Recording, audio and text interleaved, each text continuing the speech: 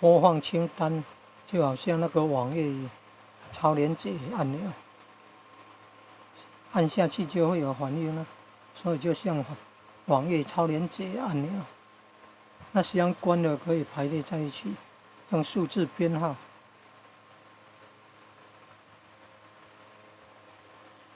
有没有看到相关的？相关的可以排在一起。相关的有没有？相关的可以排在一起，16支 A 支 B 一直排下来。那最多桌上型电脑上萤幕显示最多200项，所以依据这个目前比如说有24项，那200除以24，你看5以内啊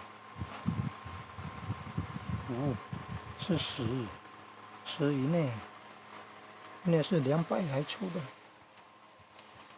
，10以内是9的话，还不到9，8